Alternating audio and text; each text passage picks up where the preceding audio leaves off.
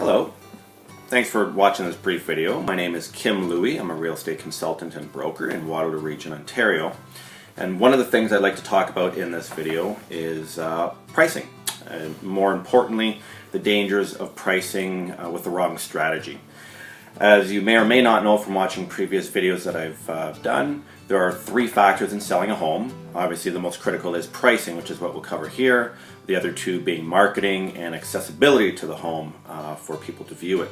So in regards to pricing, obviously a good realtor, a diligent realtor will work with the seller and advise on pricing based on comparable homes in the area that have sold recently.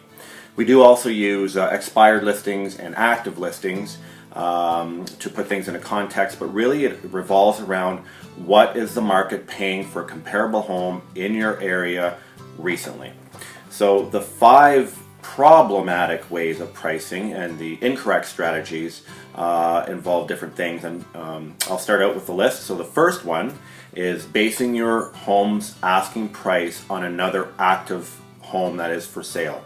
The problem with that is that if that seller or that realtor didn't do their homework properly, you don't know. They could be reaching for the stars, they may not be motivated to sell, in which case you now have two homes, theirs and yours, on the market that are overpriced, that are making the homes that are fair market value look like a real bargain. It'll never sell. You're going to spend your time, your money, your effort, and become quite frustrated with the number of days on market for your home.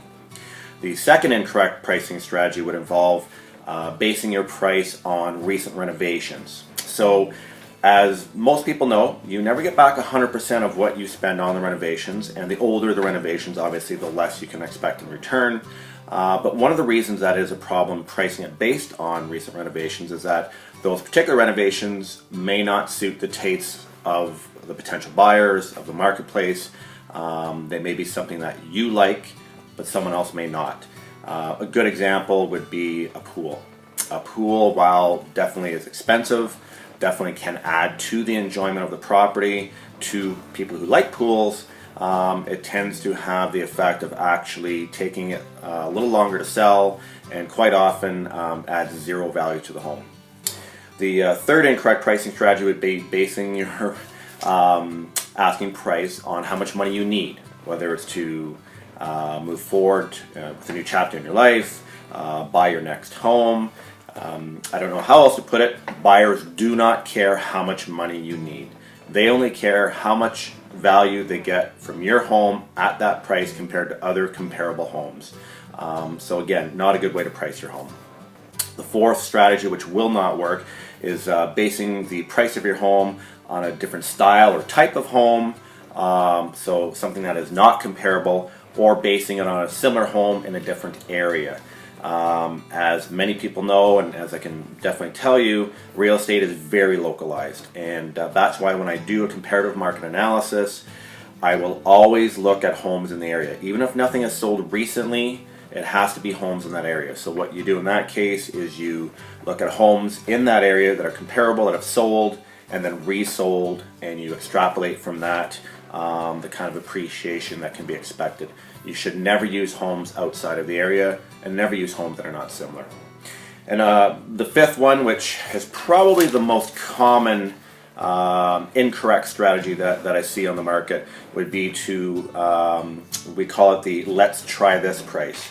The problem with that is, and I understand, I mean, I've been a seller. The problem with that is that the thought process of thinking we can put it on the market, let's see what the market says, and then drop our price later. I will show a graph shortly, is a problem because it erodes consumer confidence along your home is on the market, and you're missing out on what I call the golden period, the first couple of weeks, which when all the activity comes in, and that's when you can expect your best offer.